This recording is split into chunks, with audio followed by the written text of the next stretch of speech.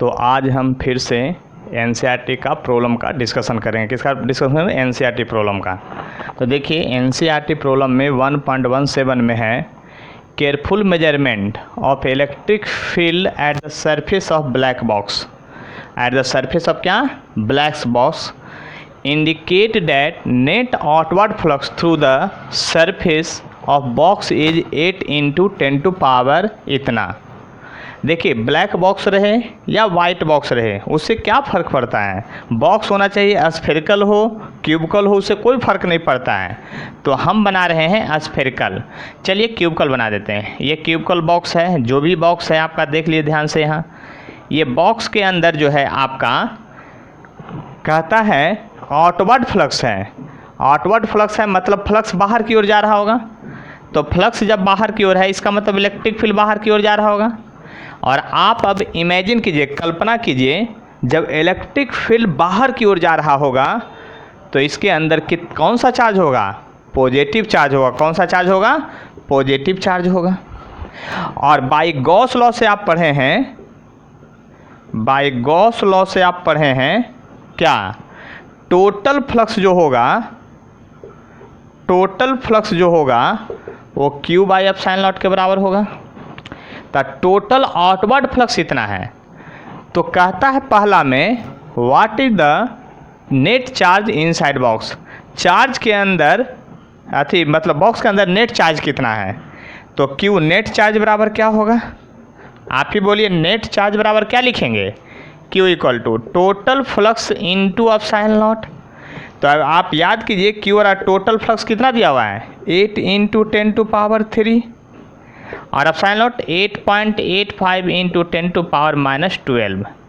यानी दोनों को मल्टीप्लाई डिवाइड कर लेंगे तो आपको यहाँ से क्या आ जाएगा? आंसर आ जाएगा, है ना। और अगर मैं कर दूँ तो देखिए क्या होगा। 8 से कर देते हैं,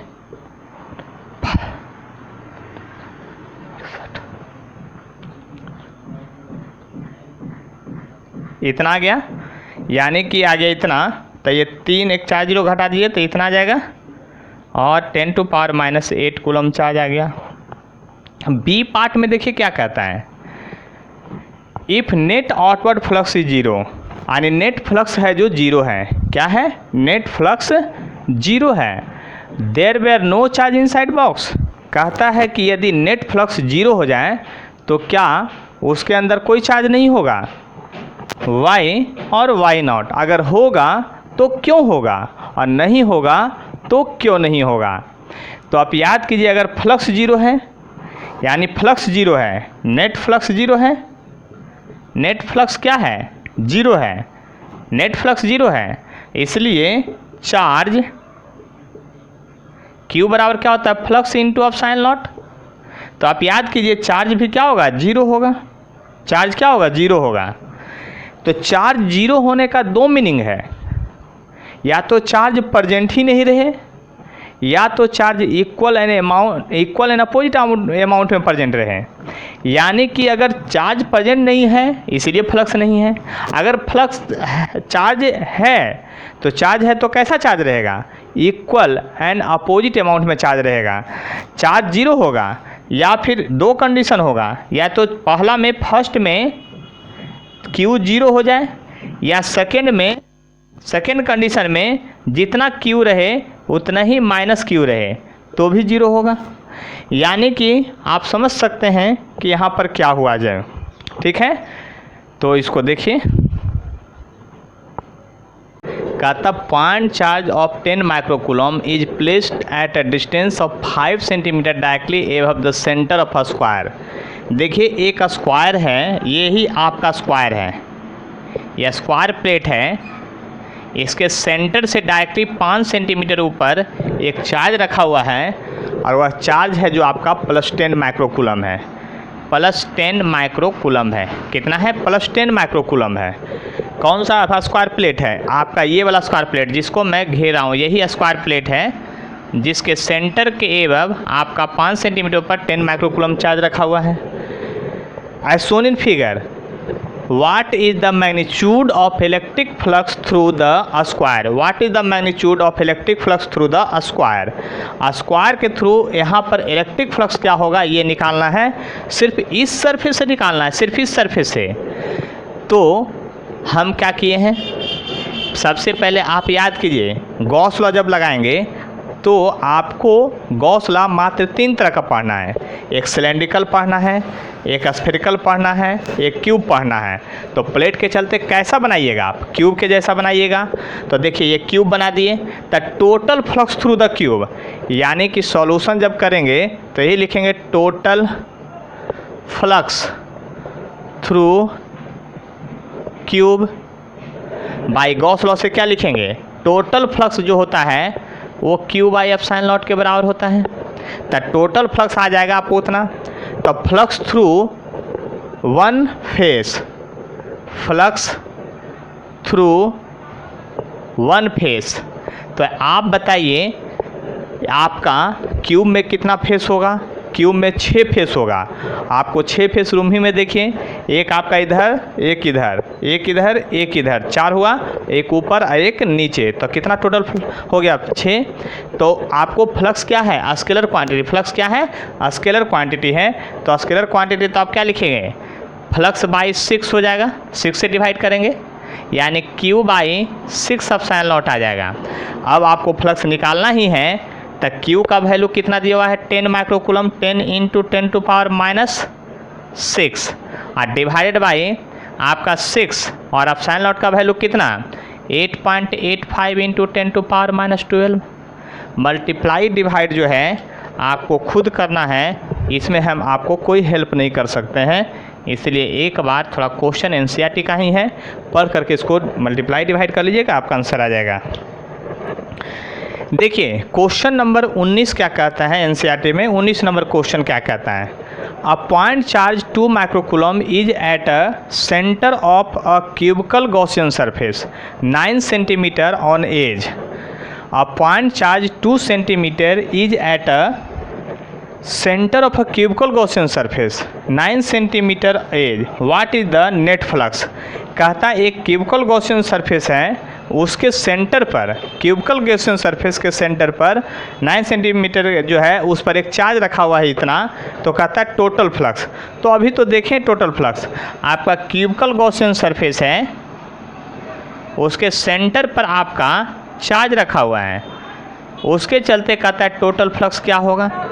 तो बाई गॉस लॉ, ये जो साइड वगैरह दिया रहा था ना, ये सब फालतू में यहाँ डाटा दिया हुआ है। तो आप क्या करेंगे, बाई गॉस लॉ लिखेंगे सीधा, बाई गॉस लॉ लिखिएगा, क्या लिखिएगा total flux equal to Q by epsilon nought लिखिएगा सीधा सीधा।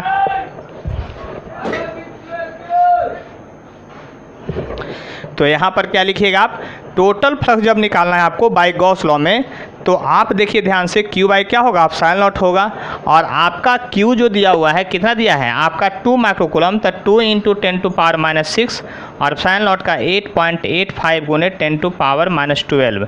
आप डिवाइड कर लेंगे तो आपको total flux of the Gaussian surface यहाँ से क्या होगा आ जाएगा। तो आप देख रहे हैं एनसीईआरटी का प्रॉब्लम।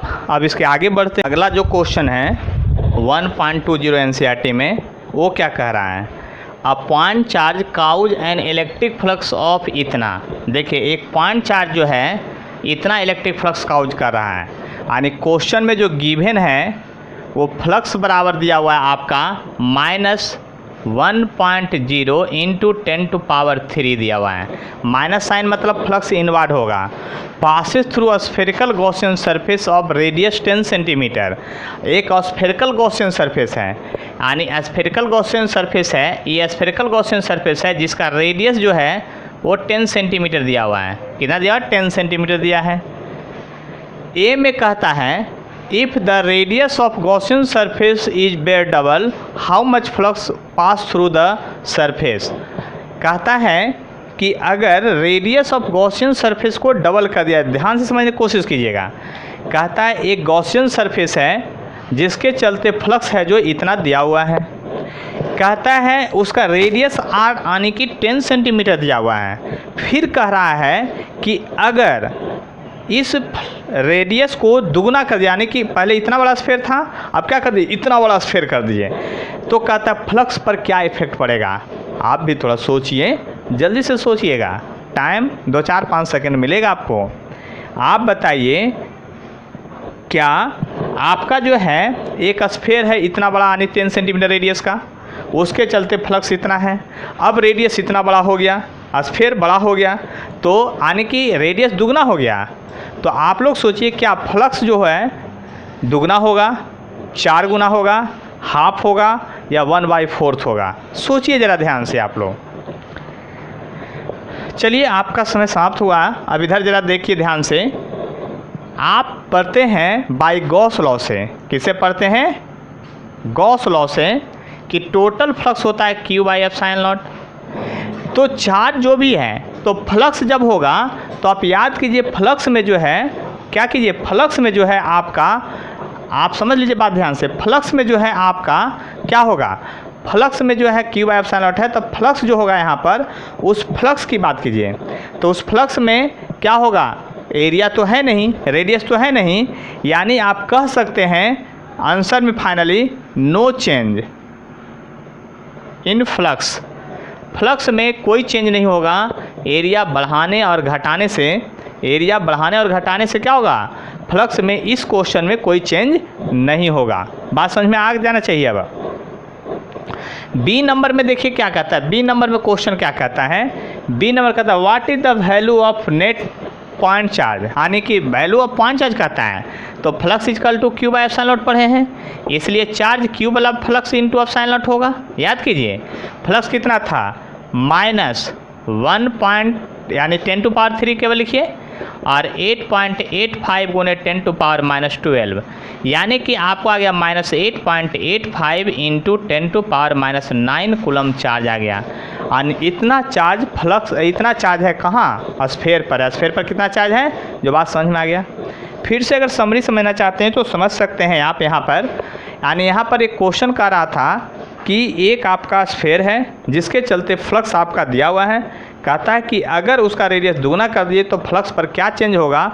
तो फ्लक्स पर कोई चेंज नहीं होगा, क्योंकि चार्ज वही का वही है, और फ्लक्स में सिर्फ चार्ज बाय ε0 होता है। फिर अगला क्वेश्चन में कहा था चार्ज कितना होगा, तो चार्ज निकालने के लिए हम लोग वही काम कर रहे हैं। देखिए नेक्स्ट क्वेश्चन है, a conducting sphere of radius 10 centimetre. एक कंडक्टिंग स्फीयर है जिसका रेडियस है जो आपका 10 सेंटीमीटर है, हैज़ एन अननोन चार्ज। उसके पास चार्ज जो है वो पता नहीं है।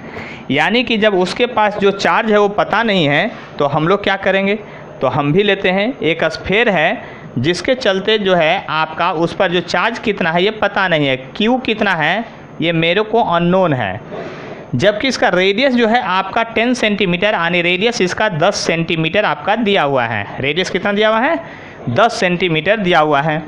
If the electric field 20 centimetre from the centre of sphere is इतना, यानी इसके चलते इलेक्ट्रिक फील्ड ये 20 सेंटीमीटर की दूरी पर, कहाँ से, यानी 20 सेंटीमीटर की दूरी पर, कहाँ से, 20 सेंटीमीटर की दूरी आपका सेंटर से यहाँ पर इलेक्ट्रिक फील्ड आपका दिया हुआ है। और वह इलेक्ट्रिक फील्ड जो है आपका कितना है, वह इलेक्ट्रिक फील्ड जो दिया हुआ है आपका, देखिए 1.5 इंटू 10⁻³ दिया हुआ है। वह इलेक्ट्रिक फ्लक्स दिया हुआ है कितना आपका, जो समझ सकते हैं बात को। एंड पॉइंट रेडियली इनवर्ड, और इलेक्ट्रिक फ्लक्स जो है इनवर्ड की ओर है, यानी इलेक्ट्रिक फ्लक्स का डायरेक्शन जो है अंदर की ओर है। इलेक्ट्रिक फ्लक्स का डायरेक्शन, इसका मतलब अंदर की ओर है, तो यहाँ पर क्या होगा, नेगेटिव चार्ज होगा। क्या होगा, नेगेटिव। हर एक पॉइंट से समझने की कोशिश कीजिए, तब तो यहाँ क्या होगा, ये नेगेटिव चार्ज होगा आपका। What is the net charge on the sphere. फिर से कहता है net charge on the sphere क्या होगा, जबकि इलेक्ट्रिक फील्ड अब की बार दिया हुआ है। क्या दिया हुआ है, इलेक्ट्रिक फील्ड दिया हुआ है। तो आपको गॉस लॉ का सबसे पहला डेरिवेशन याद कीजिए, जो थ्योरी में पढ़ाए हैं। गॉस लॉ का सबसे पहला डेरिवेशन याद कीजिए जो थ्योरी में पढ़ाए हैं। क्या, electric field intensity due to charge metallic sphere. Charge metallic sphere के चलते पढ़े थे, और उसमें एक केस पढ़े थे इनसाइड, वह इनसाइड होता था 0, और जबकि आउटसाइड जो होता था पॉइंट चार्ज का फार्मूला होता था। क्या होता था, पॉइंट चार्ज का फार्मूला।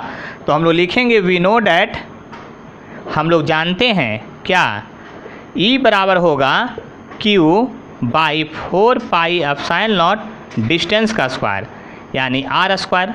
और आपको यहाँ से क्वेश्चन में दे दिया है आपको चार्ज निकालना ही है, तो देखिए ध्यान से, अब चार्ज तो निकालना है तो क्यू ये है और इसके बदले क्या लिखेंगे 1/4 पाई एप्सिलॉन नॉट के बदले 9 × 10⁻⁹ लिखेंगे। और डिस्टेंस का स्क्वायर कितना दिया हुआ है आपका 20 सेंटीमीटर, कितना 20 सेंटीमीटर 0.2 का होल स्क्वायर लिखेंगे। इक्वल टू कितना दिया है आपका, इक्वल टू दिया हुआ 1.5 × 10⁻, क्या दिया है 3 दिया हुआ है।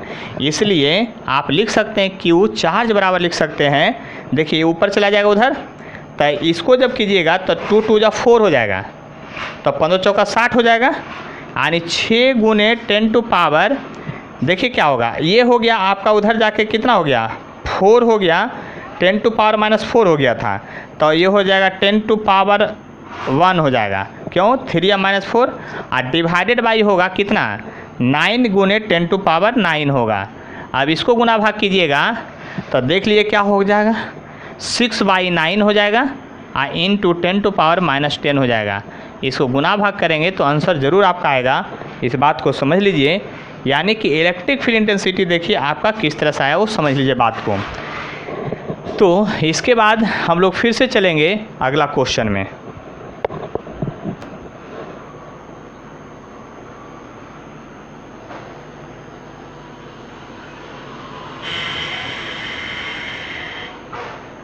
Uniformly charged conducting sphere of 2.4 meter diameter has surface charge density 80 microcoulomb पर मीटर स्क्वायर।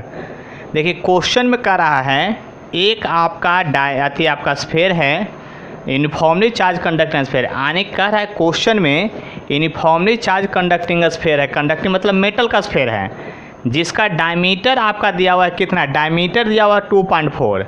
इसलिए रेडियस की अगर बात कीजिएगा तो रेडियस दिया हुआ होगा कितना, रेडियस इक्वल टू होगा 2.4/2 यानी 1.2 मीटर। देख लीजिए गौर से, एकदम सिंपल सा चीज़ है। हैज सरफेस चार्ज डेंसिटी, यानी इस पर जो चार्ज रखा हुआ है उसका सरफेस चार्ज डेंसिटी जो सिग्मा दिया हुआ है वो आपको दिया हुआ 80 × 10⁻⁻6 कूलम मीटर -2। देखिए क्वेश्चन में डाटा देखिए, कहता है एक मेटालिक स्फेयर है, एक मेटालिक स्फेयर है जिसका रेडियस और आपका सरफेस चार्ज डेंसिटी दिया हुआ है। Find the charge on sphere, तो चार्ज ऑन स्फेयर तो ए नंबर में कहता है चार्ज ऑन स्फेयर, तो सरफेस चार्ज डेंसिटी यानी कि सरफेस चार्ज डेंसिटी का फॉर्मूला क्या होता है, चार्ज बटा एरिया होता है। इसलिए चार्ज ऑन स्फेयर क्या होगा, surface charge density into area. याद कीजिए क्या होगा, surface charge density into area, क्योंकि बात को समझने की कोशिश कीजिए। सरफेस चार्ज डेंसिटी यानी चार्ज बटा एरिया, तो चार्ज इक्वल टू क्या होगा, surface charge density into area. तो इसलिए चार्ज जब Q आप निकालना चाहेंगे तो चार्ज का फार्मूला, Q का फार्मूला यहाँ देखिए कितना है, सरफेस चार्ज डेंसिटी 80 × 10⁻⁻6 है।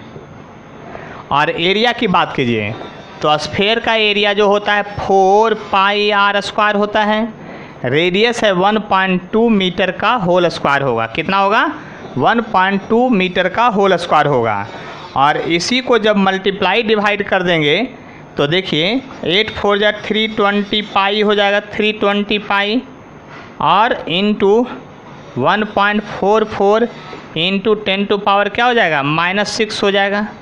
इतना कूलम चार्ज आएगा, इसको मल्टीप्लाई डिवाइड करेंगे तो आपका आंसर आ जाएगा। Find total flux living the sphere, total flux का निकालने के लिए क्या होगा, तो देखिए सबसे पहले अगर हमको कहिएगा तो हम टोटल चार्ज निकाल के दिखा देते हैं कितना होगा। जो देखिए टोटल चार्ज ऑन स्फेयर जो हो गया आपका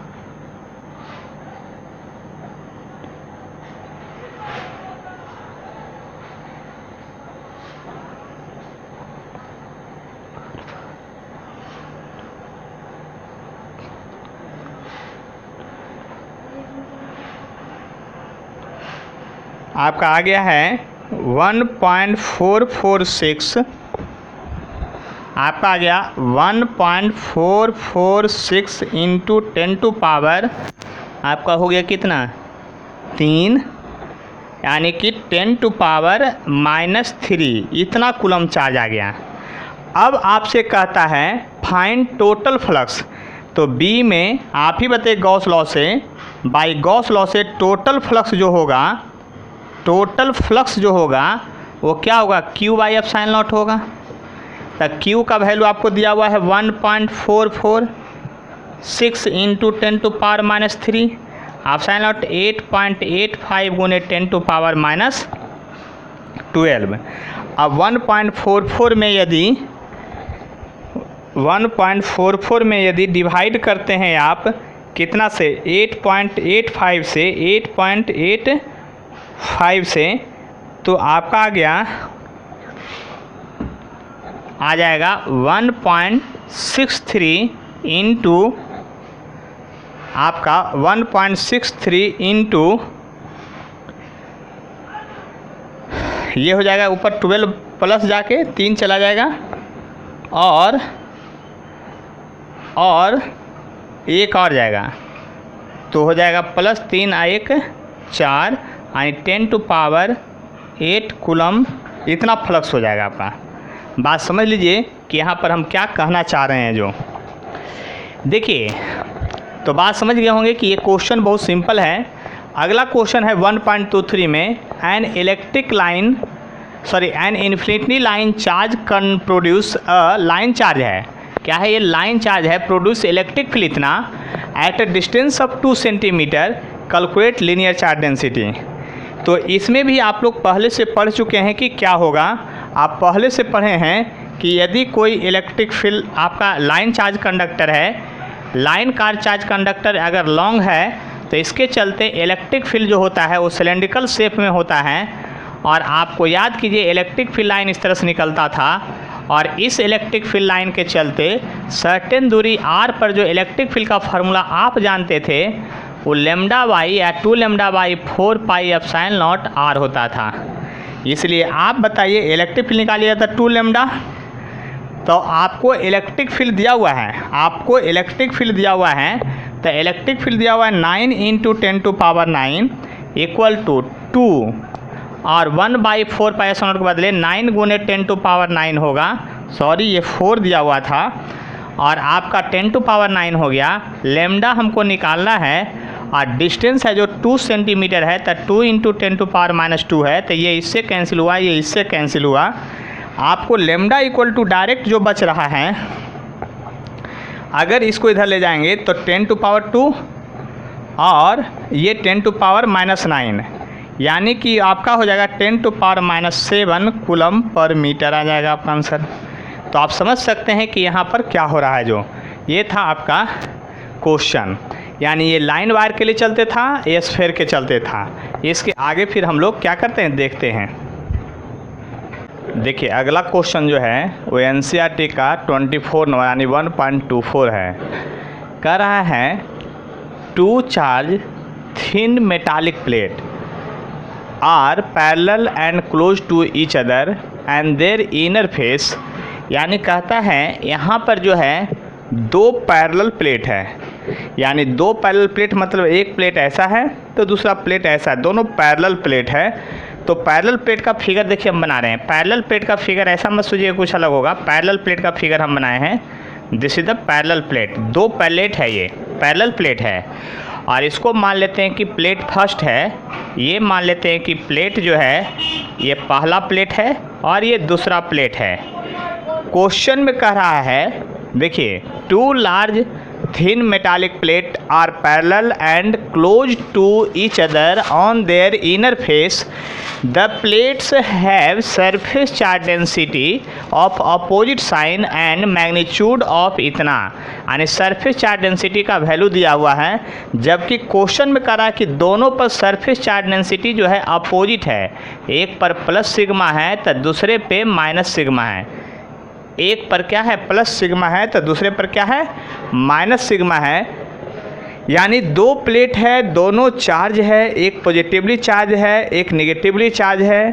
तो आपको कह रहा है फिर आगे बढ़िए, और सरफेस चार्ज डेंसिटी का यहाँ पर वैल्यू दे रखा है, वह सरफेस चार्ज डेंसिटी का वैल्यू जो दिया हुआ है गिवन है, सरफेस चार्ज डेंसिटी का जो वैल्यू गिवन है वो आपका इस तरह से है कि सिग्मा इक्वल टू दिया हुआ है 17 इंटू 10⁻⁻23 है, कूलम मीटर स्क्वायर है माइनस में इस तरह से। अब कहता है आपको what is the electric field A में in the outer region of first plate के आउटर रीजन यानी ए पॉइंट में, पॉइंट ए यहाँ मानिए, यहाँ पर आपको इलेक्ट्रिक फील्ड का वैल्यू क्या है ये आपको निकालना है। बी में कहता है in the outer region of second plate के आउटर रीजन में यानी बी पॉइंट यहाँ पर है जो इलेक्ट्रिक फील्ड इंटेंसिटी निकालना है। थर्ड में कहता है बिटवीन द प्लेट्स यानी सी में कहता है बिटवीन द प्लेट्स है जो इलेक्ट्रिक फील्ड आपको निकालना है। तो ज़रा बात ध्यान से समझिए, इलेक्ट्रिक फील्ड इंटेंसिटी आपको निकालने के लिए कहा जा रहा है। तो गौर कीजिएगा, हम लोग क्या पढ़े हैं, पॉजिटिव कोई भी बॉडी हो वहाँ से इलेक्ट्रिक फील्ड लाइन बाहर निकलता है, नेगेटिव कोई भी बॉडी हो वहाँ पर इलेक्ट्रिक फील्ड लाइन टर्मिनेट करता है। तो क्वेश्चन बनाते समय क्या आपको सोचना है वो समझिएगा ध्यान से। क्वेश्चन बनाते समय सिर्फ आपको ये सोचना है कि इस पॉइंट पर इलेक्ट्रिक फील्ड निकालना है, इस पर नहीं निकालना है, इस पर निकालना है। और बारी बारी से आप बताइए पॉजिटिव प्लेट है, अगर ये पॉजिटिव प्लेट के चलते इलेक्ट्रिक फील्ड यहाँ निकालते हैं तो किधर होगा डायरेक्शन।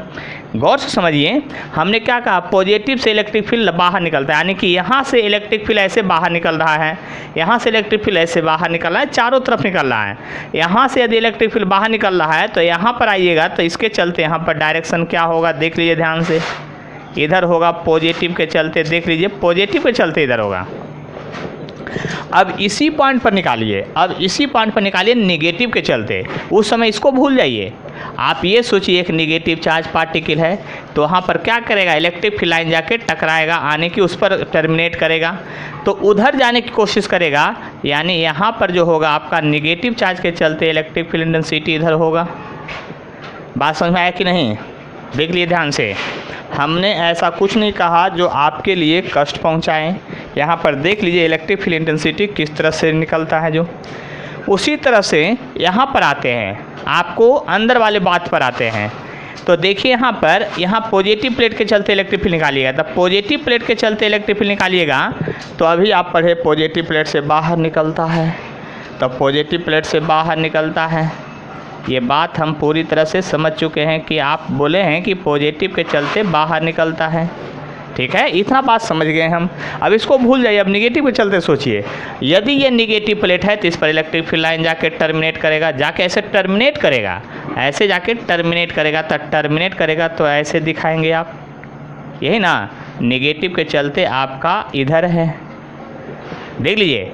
तो यहाँ पर आउटर रीजन में इलेक्ट्रिक फील्ड पॉजिटिव के चलते इधर है, नेगेटिव चलते उधर है, यहाँ पर दोनों एक डायरेक्शन में आ गया। बात समझ रहे होंगे अच्छी तरह से। यहाँ पर भी देखिए ध्यान से। अब यहाँ की बात करते हैं तो यहाँ पर देखिए इलेक्ट्रिक फील्ड किधर होगा, तो यहाँ पर भी देखते हैं।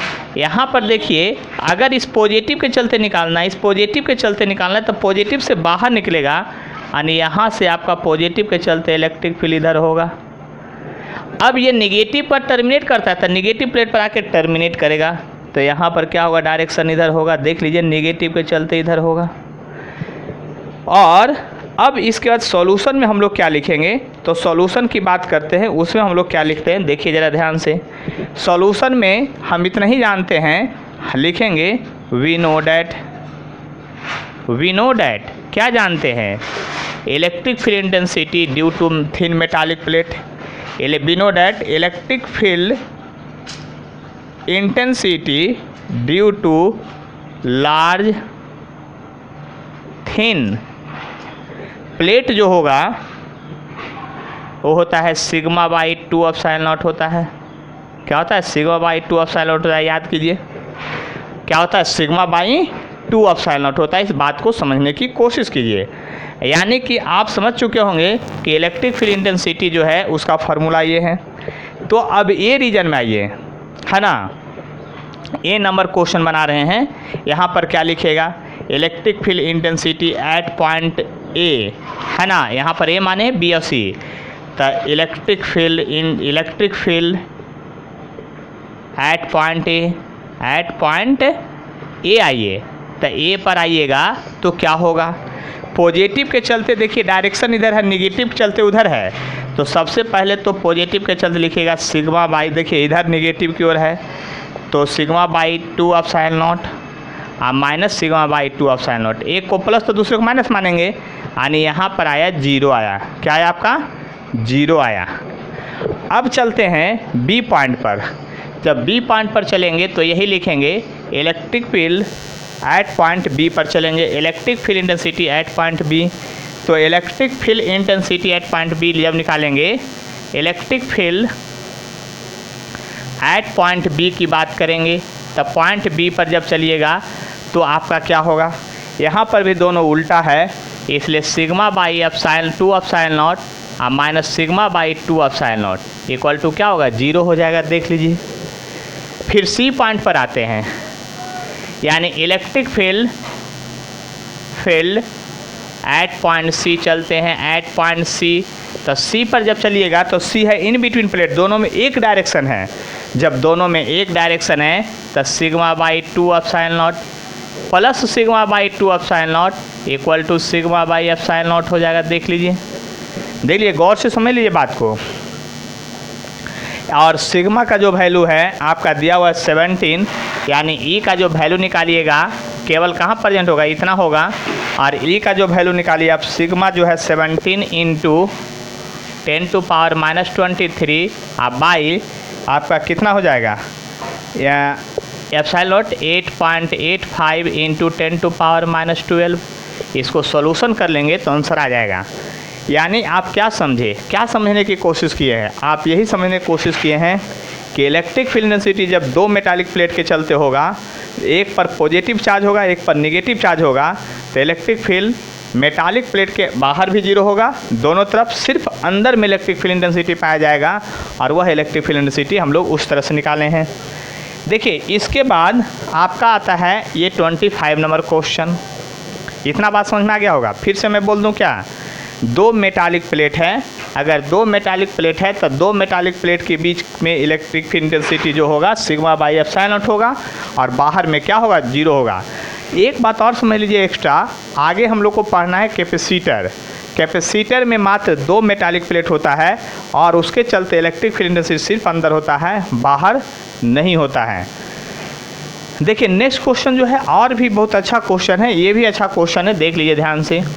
कहता है an oil drop of 12 excess electron, 12 को एक्सेस इलेक्ट्रॉन है, एक वाइल्ड ड्रॉप पर 12 एक्सेस इलेक्ट्रॉन है, held stationary under a constant electric field, under a constant electric field, intensity उसका दिया हुआ है ये, द डेंसिटी ऑफ वाइल दिया हुआ है, यहाँ पर डेंसिटी ऑफ वाइल दिया हुआ है, तो कहता है फाइंड रेडियस ऑफ वाइल। यानी कि ध्यान से देखिएगा 12 एक्सेस इलेक्ट्रॉन आने उस पर नेगेटिव चार्ज होगा, तो मान लेते हैं कि यहाँ इलेक्ट्रिक फील्ड में एक वाइल्ड ड्रॉप यही है, यही आपका वाइल्ड ड्रॉप है। आप ये वाइल्ड ड्रॉप पर है जो नेगेटिव चार्ज है, कैसा चार्ज है, नेगेटिव चार्ज है, क्योंकि 12 एक्सेस इलेक्ट्रॉन है, ये आपको बात पता है नेगेटिव चार्ज है। अब जब ये नेगेटिव चार्ज है तो आप देखिए ये इलेक्ट्रिक फील्ड इंटेंसिटी के अपोजिट में इस पर फोर्स लगता है, यानी कि एटमॉस्फेयर में हवा में इलेक्ट्रिक फील्ड इंटेंसिटी इस तरह से एग्जिस्ट कर रहा है, इलेक्ट्रिक फील्ड इंटेंसिटी इस तरह से एग्जिस्ट कर रहा है जो डाउनवर्ड है। अब बताइए इस वाइल्ड ड्रॉप पर, ये वाइल्ड ड्रॉप पर इलेक्ट्रिक फील्ड इंटेंसिटी के चलते फोर्स किधर लगेगा, इधर लगेगा, वह फोर्स लगेगा इलेक्ट्रिक फील्ड इंटेंसिटी के चलते, और एक फोर्स क्या लगेगा आपका mg लगेगा, क्या लगेगा mg लगेगा। देख लीजिए ध्यान से, इलेक्ट्रिक फील्ड इंटेंसिटी के चलते एक फोर्स लगेगा ऊपर की ओर और mg लगेगा नीचे की ओर, और वो दोनों एक दूसरे को बैलेंस किया है, हेल्ड स्टेशनरी, देखिए लिखा हुआ है हेल्ड स्टेशनरी, मतलब इलेक्ट्रिक फील्ड इंटेंसिटी जो है mg को बैलेंस कर रहा है, क्या कर रहा है mg को बैलेंस कर रहा है। तो mg को बैलेंस कर रहा है तो आप सीधा सीधा लिखेंगे ये एट स्टेशनरी पोजीशन में इलेक्ट्रिक फील्ड जो होगा वह हर हाल में mg के बराबर होगा। इतना बात समझ में आया कि नहीं। कहता है एक वाइल्ड ड्रॉप है जिस पर 12 एक्सेस इलेक्ट्रॉन है, और वह इलेक्ट्रॉन मान लीजिए कि यही पेन वाइल्ड ड्रॉप के जैसा बिहेव करेगा, इसको हम छोड़ दें, सीधा ये हवा में रहे, गिरे नहीं, हवा में रहे, तो जरूर इस पर कोई ना कोई फोर्स लग रहा होगा। और यहाँ पर जो हम देख रहे हैं उसके चलते यहाँ पर जो फोर्स लग रहा है वह फोर्स है आपका इलेक्ट्रिक फील्ड, और वह इलेक्ट्रिक फील्ड जो है आपका mg को क्या कर रहा है, बैलेंस कर रहा है। क्या कर रहा है, बैलेंस कर रहा है। तो यहाँ पर देखिए इलेक्ट्रिक फील्ड इंटेंसिटी का फार्मूला यानी फोर्स का फार्मूला होगा Q × E होगा, और मास बराबर, देखिए डेंसिटी के टर्म में दिया फार्मूला, तो डेंसिटी बराबर होता है मास गुने वॉल्यूम, यानी तो डेंसिटी बराबर होता है मास बाई वॉल्यूम, तो मास बराबर होगा डेंसिटी और into volume, density into volume, और स्फीयर का वॉल्यूम होता है 4/3 पाई r³ होता है इंटू जी। देखिए मास बराबर होता है डेंसिटी गुने वॉल्यूम, तो डेंसिटी गुने वॉल्यूम, क्योंकि इसको वॉल्यूम के टर्म में रेडियस आपको निकालने के लिए कर रहा है, तो हमको ले जाना बहुत ज़रूरी था वॉल्यूम के टर्म में। तो मास बराबर होता है डेंसिटी गुने वॉल्यूम, आपको रेडियस ही निकालना है। तो आप देखिए r³ बराबर क्या लिखेंगे, r³ इधर छोड़ दीजिए, बाकी इधर ले आइए, 3QE डिवाइडेड बाई 4 पाई रो और जी।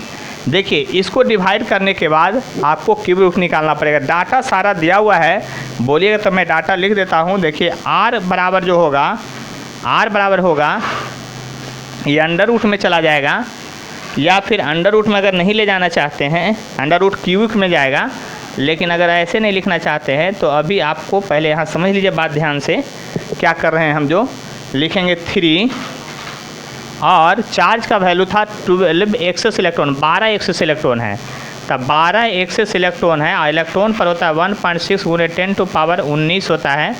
इलेक्ट्रिक फील्ड आपका दिया हुआ है, इलेक्ट्रिक फील्ड देखिए दिया हुआ 2.55 है इंटू 10⁻⁴ आपका 4 है। अब देखिए गौर कीजिएगा यहाँ पर ध्यान से, तो ये 4 है और आपका जो है यहाँ 3.14 है। डेंसिटी दिया हुआ है आपका, डेंसिटी देखिए कितना दिया, 1.26 ग्राम पर सेंटीमीटर क्यूब है। तो एक बात याद कीजिए, ये CGS में SI में लिखिएगा तो 1260 किलो पर लिखिएगा मीटर क्यूब, और फिर आपका G का वैल्यू जो 9.8 होता है वो लिखेंगे। और देखिए इसका r³ है यदि, तो अगर इधर ले जाइएगा तो इसका पावर होगा 1/3 होगा, यानी ऐसा होगा। और इसको आपको सॉल्यूशन खुद करना पड़ेगा, घर में बैठ करके आराम से सॉल्यूशन कीजिए, आपका प्रोसेस समझ में आ गया। यानी कहने का मतलब ये हुआ कि हम लोग आज NCERT का प्रॉब्लम देख रहे थे, और देखिए NCERT में भी बहुत अच्छा प्रॉब्लम है ना। इसका मैक्सिमम प्रॉब्लम बतला चुके हैं, पीछे जो है 34, 31, 32 ये सब बता चुके हैं। इधर से हम लोग 25 तक 2-3 प्रॉब्लम और बाकी है मेनली, ठीक है, तो उसको कभी बाद में हम बता देंगे। और अगले क्लास में हम लोग चालू करेंगे इलेक्ट्रोस्टैट यानी सेकेंड चैप्टर NCERT का। किसका? सेकेंड चैप्टर NCERT का। तब तक आप लोग यहाँ पर इसको लिखिए और समझने की को प्रॉब्लम बार बार बनाइए, एक ही प्रॉब्लम का वीडियो देख कर बार बार बनाइए, तब जाके समझ में आएगा कि आपका क्या होता है, कैसे क्वेश्चन बनता है जो। देखिए और बहुत लोग क्या करते हैं, वीडियो देखते रहते छापते रहते, वैसा मत कीजिए, पहले आप समझ लीजिए अच्छी तरह से और तब लिखने की कोशिश कीजिए, तो आपको ज़्यादा फायदा होगा।